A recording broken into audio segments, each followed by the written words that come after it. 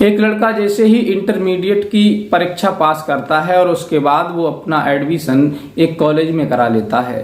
वहाँ कॉलेज में उसकी दोस्ती एक लड़की से हो जाती है। इधर लड़का अपनी बीएड की तैयारी कर रहा था, उधर लड़की भी उसी कॉलेज में पढ़ रही थी। उन दोनों की आपस में जब दोस्ती हो जाती है, धीरे धीरे समय बीतता चला जाता है और फिर वो दोस्ती एक दिन प्यार में बदल जाती है।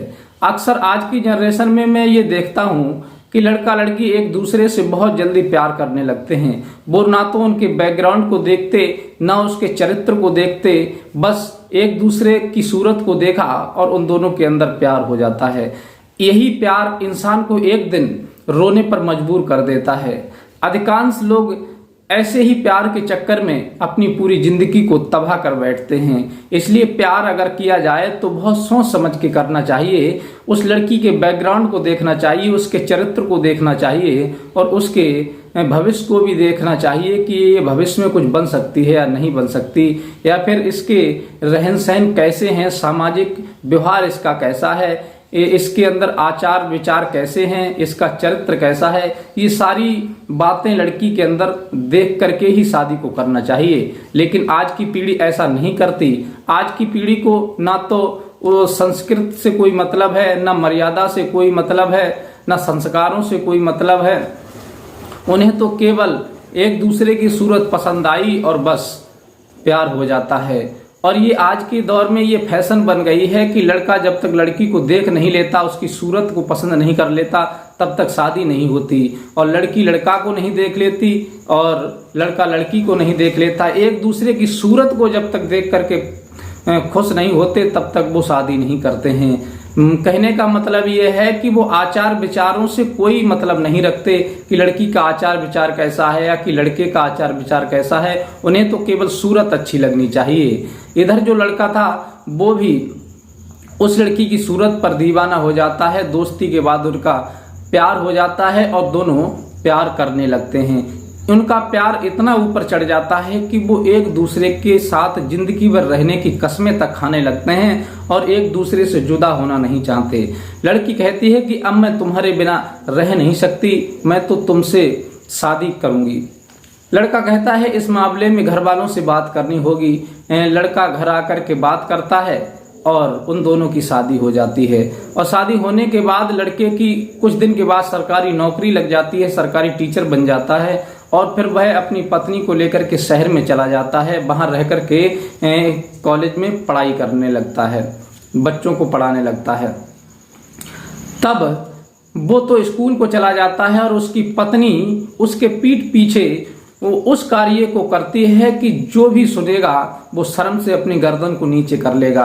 ऐसा शर्मसार कृत्य वो करती है कि कहने पर भी इन बातों को शर्म आती है।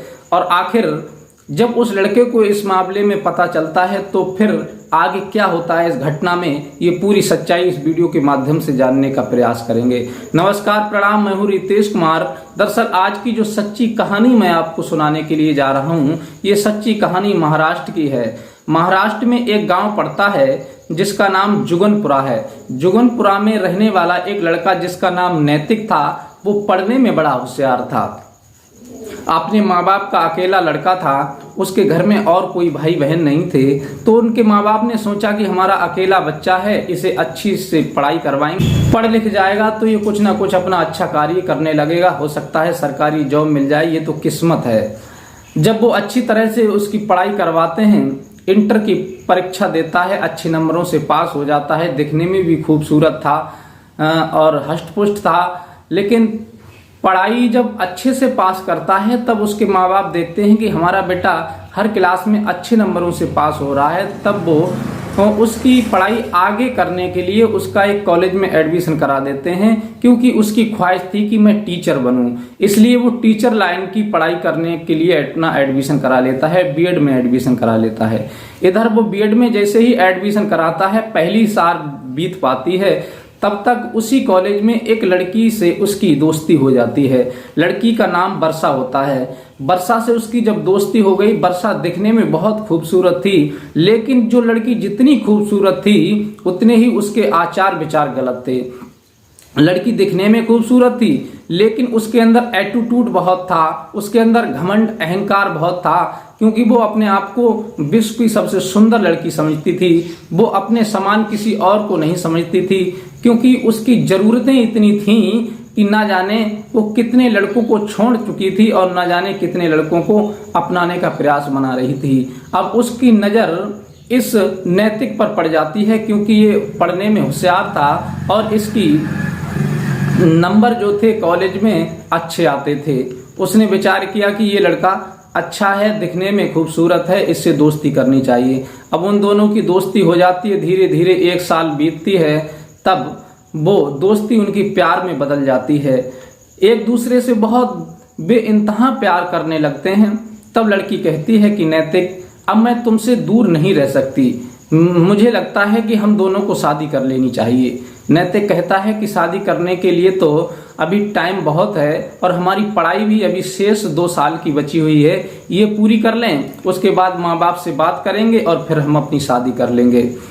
लड़की वर्षा कहती है कि नहीं, अब मुझसे दूर नहीं रहा जाता, अगर ऐसी बात है तो हम तुम शादी कर लेते हैं। अब मेरा आगे पढ़ने का कोई मूड नहीं है, मैं तुमसे शादी करूंगी बस, और तुम्हें पढ़ना है तो तुम पढ़ते रहना, लेकिन मुझे अब तुमसे केवल शादी करनी है।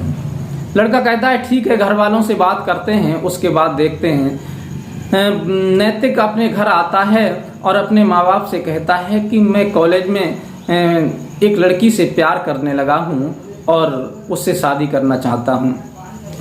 नैतिक के माता पिता बड़े समझदार थे, वो जानते थे कि आज की जनरेशन जो पीढ़ी है वो अपनी मर्जी का ही करके मानती है। अगर हम इस शादी का विरोध भी करेंगे तब ये लड़का नहीं मानेगा और फिर इसकी बुद्धि जो है पढ़ाई से हट जाएगी, पता नहीं फिर कितने ऐब इसके अंदर आ जाएंगे। इसलिए ये जो कह रहा है इसकी मन की कर दो तो ज़्यादा अच्छा रहेगा, फिर एक कमियां बचाने के लिए इसके अंदर 10 कमियां और आ जाएंगी, इसलिए एक ही कमी रहने दो, इसका विवाह उसी लड़की के साथ कर दो। वो इस बात को राजी हो जाते हैं, कहते हैं कि बेटा तुम चिंता मत करो, अपना मन पढ़ाई में लगाओ, हम तुम्हारा विवाह उसी लड़की से कर देंगे। अब वो नैतिक के घर वाले उस वर्षा के माता पिता से बात करते हैं, एड्रेस लेने के बाद जाते हैं और बात करते हैं, वो भी राजी हो जाते हैं। वर्षा के माता पिता को भी नहीं पता था कि हमारी लड़की का चरित्र इतना अच्छा है, इतना फेमस हो चुकी है और इतनी संस्कारी है। वो तो यही समझते थे कि हमारी लड़की बड़ी सीधी है और बड़ी अच्छी तरह से पढ़ाई कर रही है। अब वो दोनों परिवार राजी हो जाते हैं और अच्छी तरह से धूमधाम से उन दोनों की शादी हो जाती है, नैतिक और वर्षा की। लेकिन वर्षा जैसे ही शादी करके नैतिक के घर आती है तो नैतिक तो अकेला था अपने माँ बाप का, और नैतिक कहता है कि वर्षा तुम ऐसा करो, शादी के लिए 3 महीने बीत चुके हैं, अब तुम घर पर रहो और मैं जो शेष पढ़ाई रह गई है वो पूरी करूंगा, उसके बाद घर पर आकर के रहूंगा। वर्षा कहती है कि ठीक है, अगर तुम्हारी पढ़ाई अधूरी रह गई तो तुम पढ़ाई करो, लेकिन मेरा मूड नहीं है। अब नैतिक पढ़ाई करने के लिए हॉस्टल में चला जाता है, वो अपनी पढ़ाई पर ध्यान देता है, लेकिन इधर माँ बाप के पास अपनी पत्नी को छोड़ करके चला जाता है नैतिक। लेकिन वो लड़की इतनी अयासी टॉप की थी, इतनी बदचलन थी कि वो ना तो अपने सास ससुर की सेवा करती थी, ना उन्हें टाइम से भोजन दिया करती थी, ना उनकी बात मानती थी, हर समय फोन पर लगी रहती थी, और जो उसके दोस्त थे कॉलेज के उन सभी से हंस हंस करके बात किया करती थी, और जब भी वो दोस्त जहां भी बुलाते थे वहां जाया करती थी। बहुत उसने ड्रामा कर रखा था, एक दिन भी घर पर नहीं रुकती थी, कभी किसी होटल में जाती थी तो कभी कहीं जाती थी, क्योंकि वो पहले से ही उसका पैर निकला हुआ था और वो घर में रहना पसंद नहीं कर रही थी। शादी तो केवल उसने किसी और विचार से की थी।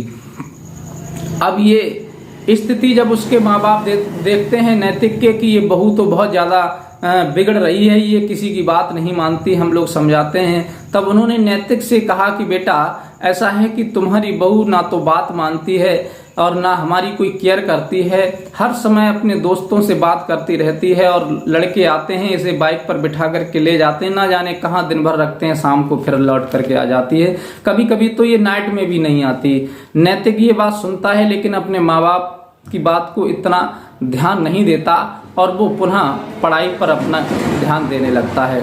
जब काफ़ी समय इसी प्रकार से बीत जाता है, नैतिक की इधर पढ़ाई पूरी होती है और समय बीतने पर उसकी सरकारी जॉब लग जाती है, उसकी किस्मत साथ देती है, सरकारी जॉब लग जाती है और फिर वो स्कूल के लिए जाता है बच्चों को पढ़ाने के लिए।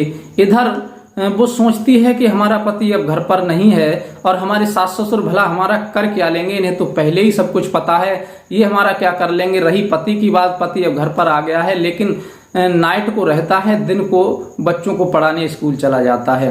अब उसका प्रेम अपने पति के द्वारा बिल्कुल कम हो गया, क्योंकि ऐसी लड़कियां कभी किसी भी लड़के से प्रेम नहीं करती हैं। उन्हें तो केवल अपनी अयाशी से मतलब है, अपनी मौज मस्ती से मतलब है। उन्हें तुम्हारे विचारों से कोई मतलब नहीं, तुम्हारे संस्कारों से कोई मतलब नहीं, तुम्हारी घर की इज्जत से कोई मतलब नहीं। उन्हें केवल अपनी हवस पूरी करनी होती है और अपनी ज़रूरतों को पूरा करना, यही उनकी ज़िंदगी होती है। तुम्हारी इज्जत कितनी है, कितनी बदनाम हो जाएगी, कितना क्या होगा, इससे उन्हें कोई लेना देना नहीं होता है। इधर जब वो नैतिक स्कूल चला जाता है बच्चों को पढ़ाने के लिए, तब वो वर्षा फिर घर से जाती है और एक होटल में अपने दोस्तों के साथ पहुंच जाती है। उसके जो भी दोस्त थे, कहते हैं ना कि विचार उसी से मिलते हैं जो अपने विचारों का होता है। उसके दोस्त और सहेलियां भी उसी टॉप की थीं जिस टॉप की वर्षा थी। वो सब होटल में जाते थे और पूरे पूरे दिन मौज मस्ती किया करते थे। ये लत वर्षा के अंदर भी लग गई। अब वहां पर कस्टमर आते थे होटल में और होटल में वो कस्टमर लड़कियों को बुक करते थे, तो उसकी जो सहेलियां थीं वो कस्टमरों के पास जाती थीं और मोटी रकम लेकर के आती थीं। ये जब दिमाग में वर्षा के आया ये तो बहुत ज़्यादा पैसा लेकर के आती हैं, तो उसने अपनी सहेली से कहा कि तू तो बहुत ज़्यादा पैसा कमाती है, आखिर क्या करती है मुझे बता। तब वो कहती है मैं कुछ नहीं करती हूँ, बस कस्टमर को खुश करना होता है इस होटल में, और बस 5,000 2 घंटे के या फिर 4 घंटे के 5,000 10,000 रुपए मिल जाते हैं। ये बात सुनकर के वर्षा लालच में पड़ जाती है और वो कहती है कि बहन मुझे भी लगवा दे, मुझे भी ये काम बता दे। तब उसकी सहेली उसे भी होटल में बुला करके ले जाती है और फिर कस्टमरों के हवाले कर देती है, जो भी पैसा मिलता है उसे दिलवा देती है। अब इस चीज का चस्का उसे लग जाता है, लेकिन माँ बाप जो घर पर थे वो सारी स्थिति जानते थे कि ये सुबह को घर पे जाती है, हमारा लड़का जब स्कूल चला जाता है उसके बाद ये घर से निकल जाती है और शाम को लड़का आने से पहले आ जाती है। अब वो बहुत ज्यादा परेशान हो जाते हैं, लेकिन एक भी बात वो अपने सास ससुर की नहीं मानती। एक दिन उसी नैतिक का एक दोस्त था, वो अपनी प्रेमिका को लेकर के उस होटल में नाइट बिताने के लिए गया और वो दिन में पहुंच गया। तब वो देखता है कि नैतिक की पत्नी एक कस्टमर के साथ कमरे के अंदर जा रही थी। वो इस दृश्य को देख करके चौंक सा जाता है, सोचता है कि नैतिक की पत्नी वर्षा आखिर इस होटल में कर क्या रही है। तब वो विचार करता है हो सकता है कि किसी अपने सहेली के साथ आई हो या फिर नैतिक आया हो, यहाँ पर नहीं हो, कहीं बाहर गया हो, दिखाई नहीं दे रहा है नैतिक। ये विचार करके वो उस दिन तो अनदेखा करके चला आता है और उसके कई दिन के बाद में जो फिर दोबारा जाता है तब वो देखता है कि नैतिक की पत्नी नैतिक के साथ नहीं है, किसी अन्य व्यक्ति के साथ है और वो कमरे में प्रवेश कर जाती है और 5 घंटे के बाद उस कमरे से निकल करके आती है। तब वो देखता है कि नैतिक की पत्नी के साथ नैतिक नहीं है, नैतिक की पत्नी किसी दूसरे मर्द के साथ है और वो होटल के कमरे में घुस जाती है उस आदमी को लेकर के और 5 घंटे के बाद निकल करके आती है। ये दृश्य देख करके उसका दोस्त चक्कर में पड़ जाता है कि आखिर मुझे जानकारी लेनी चाहिए कि वास्तविक ये हमारे दोस्त के साथ धोखा दे रही है। तब वो ये विचार करके घर जाता है और नैतिक से मिलता है और कहता है कि नैतिक भाई अगर बुरा ना मानो मैं तुमसे एक बात कहना चाहता हूँ। नैतिक कहता है कि कहो यार, बुरा मानने वाली क्या बात है। तब वो कहता है लड़का कि भाई नैतिक, मैंने तुम्हारी पत्नी को कल उस होटल में किसी आदमी के साथ देखा। ये बात सुनकर के नैतिक उस पर नाराज हो जाता है, कहता है कि तू हमारे घर को मतलब फूंट डलवाने के लिए आया है, ऐसी हमारी पत्नी नहीं है, इतने सालों से मैं उसे बरत रहा हूँ, लेकिन ऐसी बात नहीं हो सकती। जब 2-1 बार शिकायत और आई और उस नैतिक के माता पिता ने भी कहा, तब नैतिक ने सोचा कि चलो एक दिन जरूर देखते हैं कि आप वास्तविक ये बात है या नहीं है। तब नैतिक जो था उस होटल में जाता है, अपना भेष बदल करके एक नौकर बन करके जाता है और उस होटल के मैनेजर से कहता है कि साहब मैं बहुत दूर का रहने वाला हूँ, मेरे पास पैसे नहीं हैं, पैसे थे वो गिर गए, किसी ने निकाल लिए, आप मुझे 1-2 दिन यहाँ पर काम दे दीजिए और फिर जो आप पैसा मुझे देंगे 1-2 दिन का, उस पैसे से मैं अपने गांव चला जाऊंगा, अपने शहर चला जाऊंगा और उसके बाद मैं अपने स्थान पर पहुंच जाऊंगा, इसलिए मुझे आप 1-2 दिन के लिए रख लीजिए। मैनेजर सोचने लगता है कि चलो 1-2 दिन की बात और ये बेचारा परेशानी में है, इसे रख लेते हैं। इधर नैतिक नौकर बनकर के उस होटल में रहने लगा और इधर उसने देखा कि उसी की पत्नी एक व्यक्ति के साथ आई और कमरे में घुस जाती है। नैतिक इस दृश्य को देख करके एकदम से घबरा जाता है, परेशान हो जाता है कि आखिर ये किसके साथ आई है और कमरे में घुस गई, अभी निकली नहीं है। 2 घंटे बीत जाते हैं, उसके बाद काफी देर के बाद वो उसी व्यक्ति के साथ निकल करके आती है और हाथ से हाथ पकड़े हुए एक दूसरे को टच करते हुए निकलते हैं। तब नैतिक निकल करके आता है और गेट पर वहीं उसे रोक लेता है और जैसे ही वो अपने पति नैतिक को देखती है तो उसके होश उड़ जाते हैं, तन पर पसीना आ जाता है और नैतिक कहता है कि बाजी वाह, तुम तो बहुत अच्छा काम करने लगी हो। मेरे माता पिता ने मुझसे कहा था लेकिन मैंने तुम पर इतना विश्वास किया था, उनकी बात का विश्वास नहीं किया मैंने। मेरे दोस्त ने मुझसे कहा, उसकी बात का भी विश्वास नहीं किया। मैंने तुमसे इतना प्यार किया था कि मैं तुम्हारे प्यार में इतना अंधा हो गया था, दीवाना हो गया था कि मैं तुम्हारी किसी भी गलती को अपनी नज़रों से नहीं देख रहा था, हर गलती को अनदेखा कर रहा था। लेकिन तुमने उसी का फायदा उठाया और मेरे पीठ पीछे तुमने मुझे खूब धोखा दिया है। ये बात सुनकर के वर्षा शर्मिंदा हो जाती है और कहती है कि नहीं नैतिक, ऐसा कुछ नहीं है जो तुम समझ रहे हो, ये मेरा दोस्त है, मैं इसके साथ खाना खाने के लिए आई थी। नैतिक कहने लगा कि बातें बनाने की जरूरत नहीं है, खाना यहाँ पर खाया जाता है या इस रूम के अंदर खाया जाता है। मैं देख रहा हूँ कि 5 घंटे से तुम इस होटल में, इस कमरे के अंदर इस व्यक्ति के साथ हो और अब निकल करके आई हो, इसका क्या मतलब समझूं मैं। तब वो वर्षा बहुत ज्यादा शर्मिंदा हो जाती है और हाथ जोड़ने लगती है। तब नैतिक उसका हाथ पकड़ता है अपनी पत्नी का और उसे लेकर के घर आता है और घर आकर के अपने माँ बाप से कहता है कि मुझे क्षमा कर दीजिए, आपने मुझे बहुत जागृत करने का प्रयास किया लेकिन मैं इस औरत के प्रेम में इतना अंधा हो गया था कि मैंने आपकी बात पर विश्वास नहीं किया। जैसा आप लोग कह रहे थे कि उसी से भी ज्यादा गिरी हुई ये औरत निकली और मेरे दोस्त ने मुझसे कहा, उसकी बात का भी मैंने विश्वास नहीं किया। अब नैतिक उसे उसके मायके ले जाता है और कहता है कि तुम्हारी लड़की के ऐसे कारनामे हैं जिसे आप भी सुनोगे तो परेशान हो जाओगे। तुम्हारी लड़की आज मैंने किसी और व्यक्ति के साथ होटल में देखी। ये सुनकर के उस वर्षा के माता पिता और भाई जो थे वो सब की आंखें खुली की खुली रह जाती हैं और वो एकदम से चक्कर में पड़ जाते हैं कि आखिर नैतिक कह क्या रहा है। नैतिक बोला कि मैं बिल्कुल सही कह रहा हूँ, इसमें कोई दोहराने वाली बात नहीं है, जो मैं कह रहा हूँ एक एक शब्द सही है। और ये वर्षा है, बदचलन लड़की है, ये बहुत ही ज्यादा हबसी है, इसकी जरूरतें मैं पूरी नहीं हो रही थी मुझसे, तो ये अन्य लोगों के साथ होटल में जाने लगी और अयाशी करने लगी। अब मैं इस औरत के लिए एक क्षण भी अपने साथ नहीं रख सकता। ये बातें उसकी सुनकर के वर्षा के माता पिता भी कुछ नहीं बोल सके, वो भी शर्म से अपनी गर्दन नीचे झुका लेते हैं। और नैतिक कहता है कि अब मैं अपने घर जा रहा हूँ, मुझे तलाक चाहिए। उसी समय वो तलाक के कागजों पर साइन करवा करके अपने घर चला आता है और उस पत्नी का त्याग कर देता है। साथियों, कहने का मतलब ये है कि जो महिला अपने पति की इज्जत ना करे और अपने पति की इज्जत का ख्याल ना करे, पति का धर्म होता है कि ऐसी पत्नी को त्याग देना चाहिए। क्योंकि जो महिला मान मर्यादा को ना समझे, घर की इज्जत को ना संभाल करके रखे और अपने बड़ों की इज्जत ना करे और हमेशा अपने पति के विचारों से अलग चले, तो पति का ये राइट बनता है कि ऐसी पत्नी को घर से निकाल देना चाहिए, उसे त्याग कर देना चाहिए और अपनी जिंदगी, हंसती खेलती जिंदगी को बर्बाद करने से बचा लेना चाहिए। तो साथियों, ये कहानी सुनाने का मकसद किसी का दिल दुखाना या किसी को भावुक करना नहीं है। ये कहानी सुनाने का मकसद, हमारा उद्देश्य केवल ये है कि अगर घर में पत्नी पति के विचारों से अलग चले और वो घर की इज्जत का ख्याल ना रखे और अन्य लोगों के साथ उसका अफेयर चलने लगे और घर की बदनामी जब होने लगे, तो पति को ऐसी पत्नी का त्याग कर देना ही उचित होता है।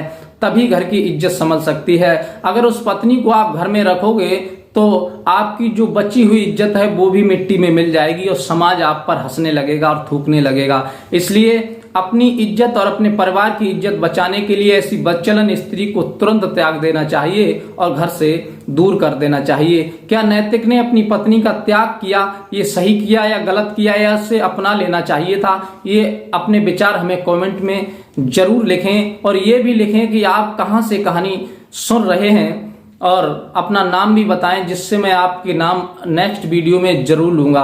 अगर ये कहानी आपको पसंद आई हो तो हमारे चैनल को लाइक और सब्सक्राइब जरूर करें और अपने यार दोस्तों को भी शेयर करें। और मिलते हैं इसी प्रकार की कोई नई शिक्षाप्रद कहानी के साथ। तब तक के लिए नमस्कार।